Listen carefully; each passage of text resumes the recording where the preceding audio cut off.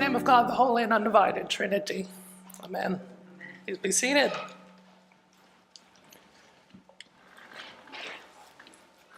This is one of those mornings where I'm sitting in my chair thinking, I could preach something different. But I'm not doing that. 25 years ago, in 2000, that was 25 years ago, the average price for a dozen grade A eggs was 91 cents per dozen. It's less than $1 for 6 days of breakfast for a single person. And English muffins then cost around $2.50 for a pack of 6, taking the cost of your breakfast to about $3.50 for 1 week.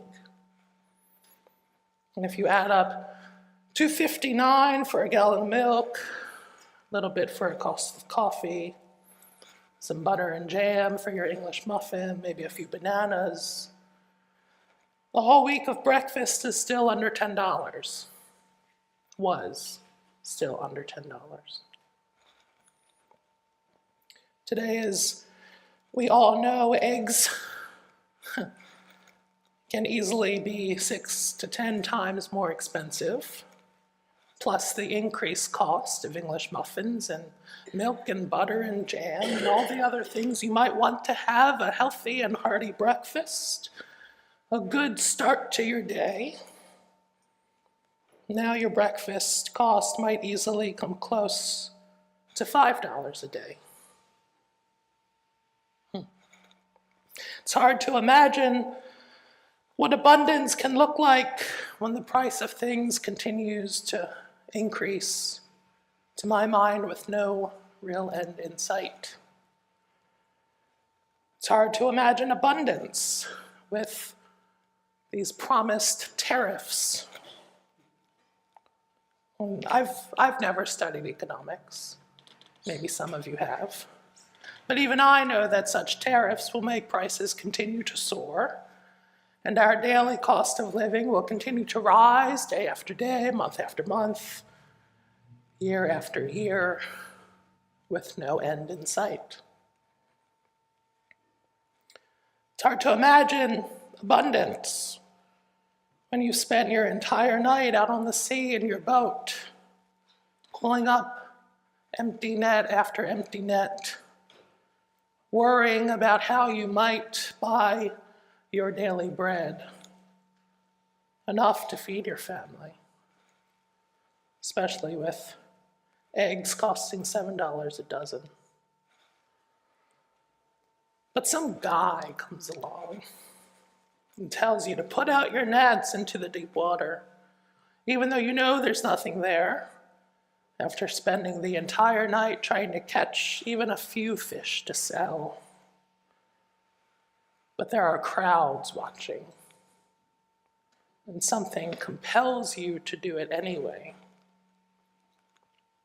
Before you can even realize it, the boat is listing to one side because of the weight of the fish that seem to be flopping into the net, one after the next, filling it, overfilling it. By the time you get to shore, the overnight fishing crew is beside themselves as they pass out baskets of fish to the people gathered there on the shore. An abundance of fish, more fish than any of them had ever seen. Not one left the sea that day hungry, we assume. And as it says in another passage about fish, and baskets of fish, all ate and were satisfied. All because of this remarkable act of abundance. Would any of us feel worthy if that had happened to us? If we were all out in our little huts on the ice, freezing our reels off, waiting for some motion from below the ice, how would we feel if fish started erupting through the opening we drilled, springing into our buckets one by one, would we not be amazed? Would we not fall down on our knees and rejoice? I mean, I would feel that way if Nessie came swimming across the lake. You never know. Underground tunnels, Meryl. Came swimming across the shore, and I don't even think that's enough fish to feed her, but I'd still feel amazed. Maybe some of us, if we met Jesus out on the ice, probably not wearing a coat, some of us would respond how Simon does. Go away from me, for I'm sinful. Because a lot of people are raised to think they're not worth anything. They learn that they're a burden, or that they're nothing but trouble, or they're never going to amount to anything, or nothing they do is good enough. Or if they don't learn this from home, they hear it in school. They might hear it from intimate partners, friends, bosses, clergy people, politicians, or even strangers. While we don't really know what Simon's life was like, maybe it was like that. But I think many people can relate to his response. Go away, I'm not worthy. As little as we know about Simon Peter and his life before meeting Jesus, we can speculate that he carries some of that baggage, in addition to not leading a very sophisticated life. In Simon's time and place, fisher folk were humble and resourceful. They mended their nets and patched their boats, knew everything there was to know about fishing, which I don't. They were ordinary people. They weren't glamorous people, not unlike our agricultural workers today. But despite this, they were intrinsically connected to their society. Without them, many people in the towns and villages around the Galilean waterways would starve, as fish was among the most frequently consumed foods in their diet. There's a great lesson in this story, beyond abundance. Jesus doesn't just sit on the shore and wait for them to pass by. He's sitting there teaching, sees them cleaning and mending their nets, and invites them to be part of the story. They're no longer just bystanders, but are standing between Jesus and the crowd. And it won't be the last time that happens. They quickly become integral parts of Jesus' story, all because of the abundance of fish. But that wouldn't happen, we assume, if Jesus didn't go to them, to meet them where they are. He seeks Simon out, goes to where he is, physically and metaphorically, and brings Simon into the story exactly how he is, warts and all. And despite Simon's protestation, Jesus invites him and the others to follow him. I think this is something we encounter again and again as we try to live lives worthy of following Jesus. Despite us sometimes not feeling quite up to snuff, Jesus still calls us into participation in his ministry.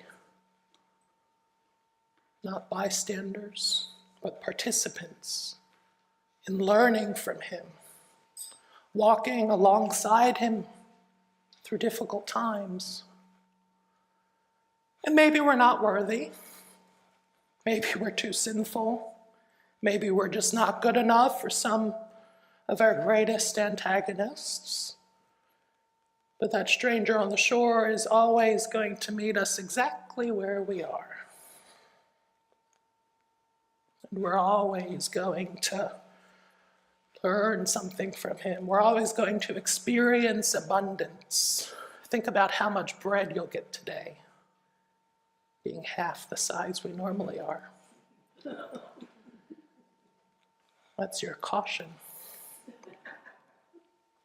Sometimes the first step is that we acknowledge that sometimes we miss the mark, that sometimes we fudge everything up, make things difficult for other people because of our own stubbornness and misunderstanding and anxiety and perfectionism, desire for control, our own desire for things to happen exactly how we expect them to happen.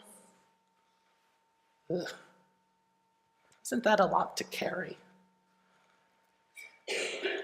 Whatever it is that might make it difficult for the people around us, we should acknowledge when we're walking off the trail, come back to Jesus. Maybe fall on our knees and let him reassure us that we're worthy and call us back into a relationship with him that is so powerful it helps us to leave it all behind and follow him. All of our baggage, all of the things that make us unbearable in the sight of others, anything that makes us feel unworthy to experience love, kindness, or abundance. Anything that becomes a barrier from having healthy, spiritually grounded relationships with those around us and with Jesus. We might even say to God, "Here I am, send me."